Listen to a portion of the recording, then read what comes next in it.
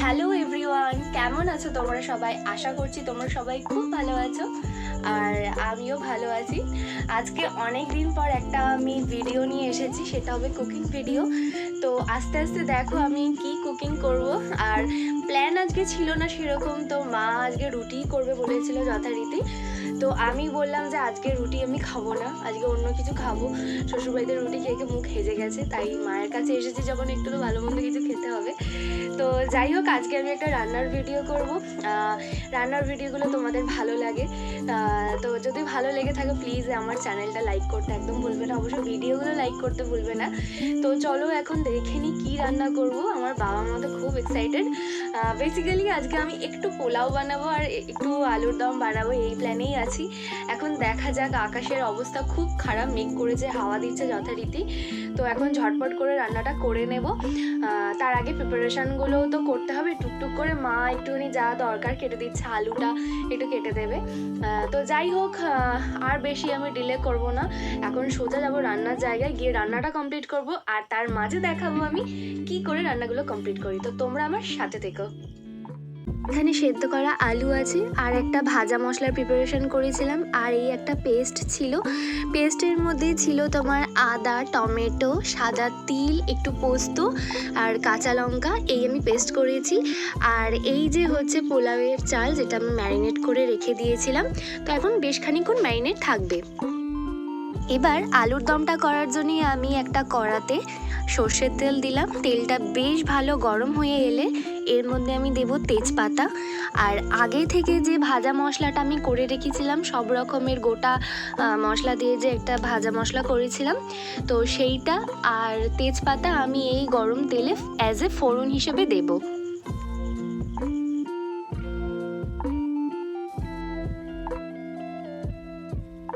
এটাও আমার একটু ভালো করে ভাজা ভাজা হয়ে যাবে।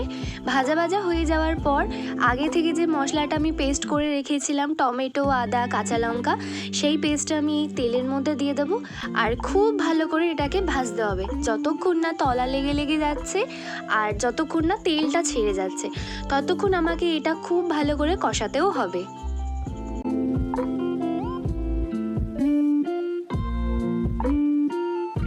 এরপর আমি দেব সামান্য পরিমাণ চিনি, এবং এই চিনিটাকেও আমাকে খুব ভালো করে এই মশলাটার সাথে মেশাতে হবে, এবং যতক্ষণ না ওই তলা লেগে লেগে যাচ্ছে আর ওই তেল ছেড়ে যাচ্ছে, ততক্ষণ আমাকে এই মশলাটাকে কষাতে হবে। এবার রেগুলার যা মশলা লাগে, ধনের গুঁড়ো, জিরের গুঁড়ো, হলুদ গুঁড়ো দিয়ে এইটাকেও আমি খুব ভালো করে কষিয়ে নেব। তারপর অল্প করে জল দিয়ে এই মশলাটাকে আবারও কষাতে হবে। মেন হচ্ছে এই আলুর দমে যে কোনো রান্নায় কষানোটাই মেন। এখানে আমি মিক্সির মধ্যে যে একটুখানি মশলা লেগেছিল, সেই মশলাটা একটু ভালো করে জল দিয়ে মানে মিশিয়ে ওই মশলাটার মধ্যে দিয়ে দিলাম, যাতে কোনো রকম মশলা একটুও নষ্ট করা না যায়। তো যাই হোক, মশলাটা মধ্য কথা ভালো করে কষাতে হবে। তারপর আমি অ্যাড করব সেদ্ধ আলু থেকে দুখানা আলু আমি এরকম একটু ম্যাশ করে নিয়ে ওই মশলাটার মধ্যে দিয়েছি, যাতে গ্রেভিটা আমার একটু ঠিক হয়। আর এই এই ম্যাশ যে আলুটা, সেটাকে আমাকে খুব ভালো করে মশলাটার সাথে মেশাতে হবে, যাতে কোনো রকমের ওই ছোটো ছোটো দানা, মানে আলুর যে ছোটো ছোটো দানা কোনো রকমের যাতে না লেগে থাকে, যাতে গ্রেভিটা আমার ঠিক হয়। তো ওই আলুটাকে খুব ভালো করে আমাকে নাড়িয়ে চাড়িয়ে নিতে হবে, যাতে গ্রেভিটা আমার ঠিক আসে। এরপর আমি দিয়ে দেব সেদ্ধ করে রাখা আলুগুলো, এবং এই আলুগুলোর সাথে মশলাটাকে খুব ভালো করে মেশাতে হবে, যাতে আলুর গায়ে বা আলুর ভেতরে আমার মশলাটা খুব ভালো করে ঢুকে যায়, যাতে খেতে তো খুব টেস্টি হয়। তো তার জন্যেই একটু বেশি করে কষানো। মা বলে যে রান্নার মশলা যত বেশি কষাবি তত বেশি টেস্ট হয়, আর আমি সেটা নিজে অ্যাপ্লাইও করি, এবং সত্যি খুব ভালো খেতে হয়। তোমরাও এইভাবে করে দেখো, আলুর দমটা সত্যি খুব ভালো খেতে হয়েছিল। এবার এই যতক্ষণ না আবার তাই একটু গা লাগা লাগা হয়ে যাবে বা তলা লাগা লাগা হয়ে যাবে, ততক্ষণ আমি এই আলুটার সাথে মশলাটাকে মেশাতেই থাকবো বা কষাতে থাকবো। আমার এখানে আলুটা কষানো কমপ্লিট হয়ে গেছে। আমি পরিমাণ মতো জল দেব। আমার বাবা মা যেহেতু একটু ঝোলটা পছন্দ করে, তো সেই মতো আমি একটু জল বেশিই দিলাম। তো তোমরা তোমাদের পরিমাণ মতো জল দিয়ে দিও।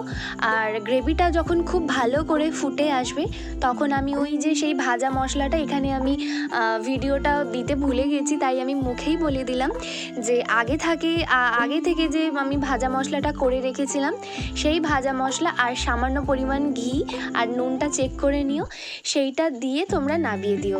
আর সত্যি কথা বলতে আমি একটু টেস্ট করেছিলাম, আলুর দমটা মারাত্মক খেতে হয়েছে।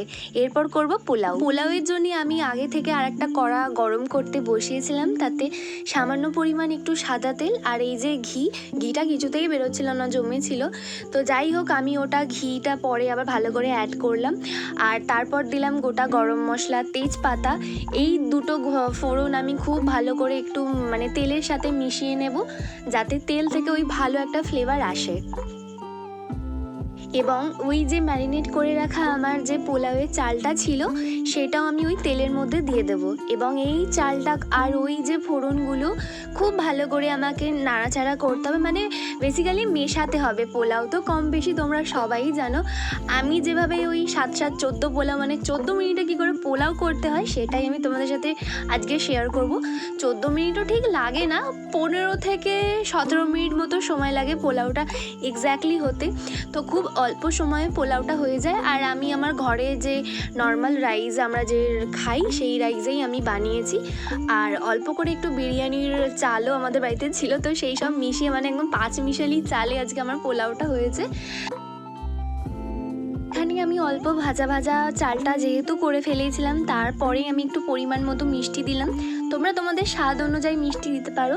পোলাও যেহেতু একটু মিষ্টি হয়, আমি সেই জন্য একটু মিষ্টিটা দিলাম। এবং চিনিটা দেওয়ার পর একটু ভালো করে নাড়াচাড়া করে নিতে হবে চালটার সাথে, মানে খুব ভালো করে মেশাতে হবে, যাতে ওই চিনির দানাগুলো যাতে গায়ে মানে কড়াতে যেহেতু করছি আমি, যদিও বা এটা ননস্টিক, যদিও মানে গায়ে যাতে না লেগে যায়, সেই জন্য একটু খুব ভালো করে আমাকে চিনিটা মেশাতে হবে। এরপর আমি জল অ্যাড করব। যত কাপ আমি জল নিয়েছি তার দ্বিগুণ আমাকে জল নিতে হবে। যদি আমি 2 কাপ চাল নিয়ে থাকি, তাহলে 4 কাপ আমাকে জল নিতে হবে। এবং খুব ভালো করে সেটা মেশাতে হবে, যতক্ষণ না ওই একটুখানি মানে ফোটার সময় যে একটু বুজবুজ করে ওঠে, ওই জিনিসটা যতক্ষণ না আসছে, ততক্ষণ আমাকে এই চালটা একটুখানি মিশিয়ে যেতে হবে। তারপর কিছুক্ষণ চাপা দিয়েই আমি দেখব ওই ভাবটা চলে এসেছে। দেখতেই পেলে ওই ফুটন্ত ভাবটা চলে এসেছে। এর মধ্যেই আমি দিয়ে দেবো পরিমাণ মতো নুন, এবং নুনটাকে খুব ভালো করে মিশিয়ে আমি একদম সিমে দিয়ে আমি ঢাকনা দিয়ে দেব। ঠিক 15 থেকে 16 মিনিট হবে, আমি ততক্ষণে ঢাকনাটা খুলবো না, তাহলে কি ফ্লেভারটা আমার বাইরে বেরিয়ে আসবে।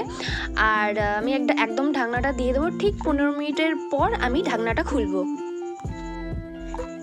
দেখতেই পাচ্ছ, এবং ঝরঝরে পোলাও হয়েছে। কালারটা বললাম প্রথমেই যে একটু এরকম লাইট এসেছে, আসলে হলুদের পরিমাণটা আমার একটু কম পড়ে গেছিলো, সেই জন্যে একদম পোলাওয়ের কালারটা লাইট এসেছে। বাট খেতে মারাত্মক হয়েছে। আমি টেস্ট করেছিলাম, দারুণ হয়েছে খেতে। দেখেছো কেমন ঝরঝরে হয়েছে? একদম আমার ঠিক এক্স্যাক্টলি টাইম লেগেছে 17 মিনিট। এই 17 মিনিটে আমার এত সুন্দর পোলাও রেডি। সো ফাইনালি আমার রান্না কমপ্লিট হলো। দেখতেই পেলে কিভাবে বানালাম। আসলে পোলাওয়ের কালারটা একটু ঘেটে ফেলেছি, কারণ একটু তো হলুদ দিতে হয়। আসলে কি হয়েছিল, আগের বার যখন আমি পোলাওটা বানিয়েছিলাম, তো হলুদটা আমার একটু বেশি পড়ে গেছিলো, তো তার জন্য পুরো পোলাওটা একদম হলুদ হয়ে গেছিলো, আর হাতের এইগুলো হলুদ হয়ে গেছিলো। তো আজকে আমার পরিমাণটা একটু কম হয়েছে, বাট খেতে জাস্ট ফাটাফাটি হয়েছে। তো রেসিপি আমার চ্যানেলে থাকবে, যদি তোমাদের ভালো লেগে থাকে তো অবশ্যই তোমরা ট্রাই করতে পারো। আশা করছি তোমাদেরও ট্রাই করে ভালো লাগবে খেতে। আর যদি আমার এই ভিডিওগুলো ভালো লেগে থাকে, প্লিজ প্লিজ প্লিজ লাইক করতে ভুলবে না, আর আমার চ্যানেলের সাথে থাকতে ভুলবে না। তো চলো, দেখা হচ্ছে পরবর্তী কোনো একটা ভিডিওতে। ততক্ষণ তোমরা সবাই খুব ভালো থেকো, শান্তিতে থেকো আর সুস্থ থেকো। দেখা হচ্ছে অন্য কোনো ভিডিওর সাথে। বাই।